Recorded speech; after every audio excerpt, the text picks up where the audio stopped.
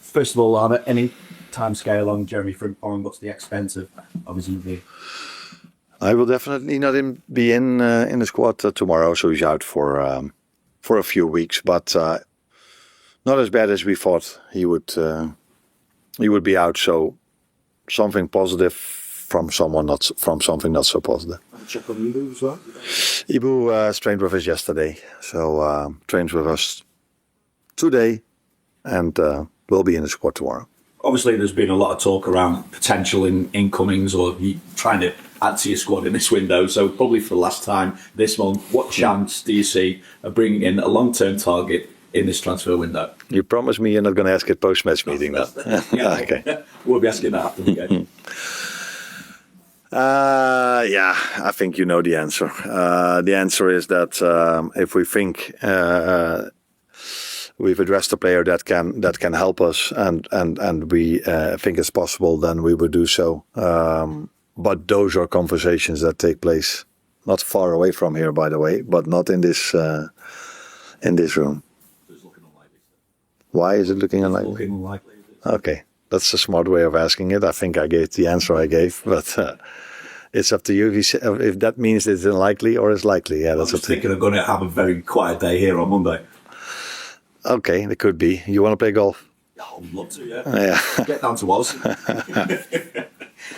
Looking at the game itself, though, how do you assess now the challenge you've got of finishing in the top four, and how crucial is this game to those hopes? Well, given Newcastle are just 3 points behind. Yeah, I think that's throughout the whole season. Every single game is crucial, but the way we've positioned ourselves now makes probably every game even more crucial. Because that's definitely what we want to achieve. So then it is a crucial game, as the next one is a crucial one, as the next one is a crucial one as well. And we've experienced how tough it is to play against Newcastle in the 1.5 year I'm here now. It's always been a very tough contest, very tough game for us, but for them as well. So yeah, great game to look forward to, because we both had a good result during the week, and a home game at Anfield is always something to look forward to. Excellent. Hello again. Just in terms of that result as well, good win, great performance on top of that. Does it give everyone a bit of a lift, or a bigger lift around here? Did they need a lift at the moment, given the start in the Premier League to the year? No, I prefer to win it than losing that game. So that is always helping. Every game you win helps in the first place, because we qualified for the last 16. Second of all, because it was a good win with some good performances, players scoring goals. And that's always helpful. But we are fully aware of the fact that one win isn't enough at this club. So the next one is coming fast with Newcastle. And I think I'm 100% sure that game is a bigger challenge than the one we faced Wednesday. But always helpful to win, especially if we've lost in the last minute at Bournemouth. Then it's always nice to have a better feeling during the week. And I know that Vinny asked you a couple about players as well. I'm just wondering about Joe and Curtis. Might they be available? Yeah.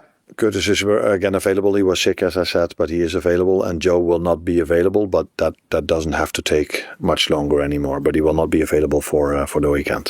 Thank you. Thank you. Hi, Arne. Mo Salah got his first goal in 9 Liverpool games last time out. I just wonder if you think he's in a good position to rediscover some of his best form like we saw last season.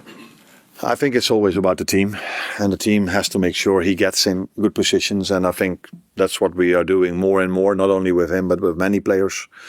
I think I've said this recently quite a lot. Our game in between boxes is good enough for our attackers to be often enough in promising positions.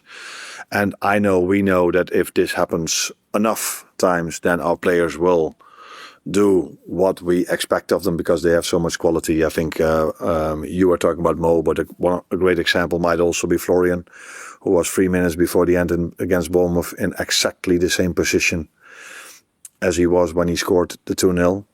But in Bournemouth, he decided to play a through pass. Now he went for his own chance and scored. This is how football works. Sometimes The ball hits the post, the ball hits the bar. Sometimes you make the wrong decision. Sometimes the execution is not perfect.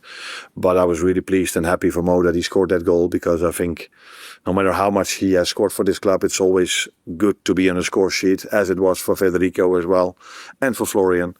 That always gives a bit of confidence to the team, but also to individuals.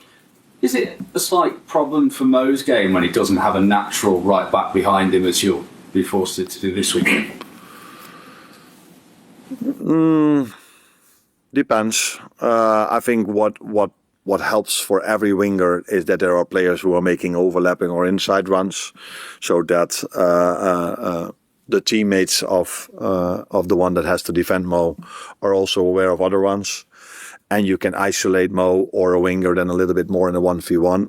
If that doesn't happen, then they can always double up, and that is more difficult for every winger if you are 2 versus 1 than 1v1. But I saw Wata making, who played there the last game, making a lot of inside runs and try to make once in a while an overlapping run as well. Is that different than Jeremy? Yeah, Wata doesn't have the one-on-one quality to take a player on than Jeremy has. But Wata brings other smart things to our team if he plays in a position which he did. His positioning in between the lines, because he is a former, or no, he's not a former, he is a midfielder. So every player brings something else to the team, and again, we have to make sure that no matter who's playing behind him, he gets, Mo in this situation, gets often enough in a promising position. Hi Arne, we talk about having to have a makeshift right back again for this game. Although it sounds like that Joe maybe has a chance for the next game, I wonder how much stock do you put in the idea of continuity when you're trying to decide who has that job? Because I think against Bournemouth there were 5 different versions of the back 4 during that game, which is probably not going to help when it comes to kind of structure and concentration, particularly when you end up conceding late goals. So I wonder if trying to build up that chemistry between a certain version of the back 4 is coming into your mind. Yeah.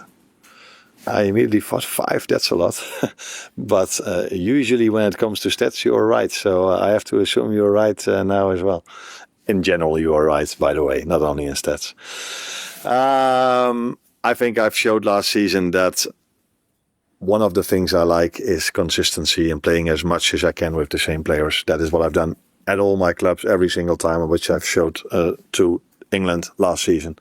Unfortunately, for all the obvious reasons, which I'm not going to go into again because people get so bored if I do this every time, I haven't been able to play with many times with either the same lineup or the same lineup. Even within games, I have to make, sometimes think I need to make so many substitutions. So that's far from ideal, I can tell you that.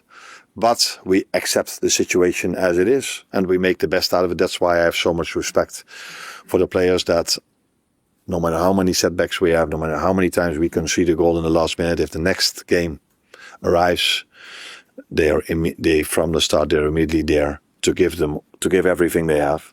And that has not always been enough to win as many games as we are used to of Liverpool. That's also clear. But that is 99 out of 100 times not due to effort from my players. Okay, next up.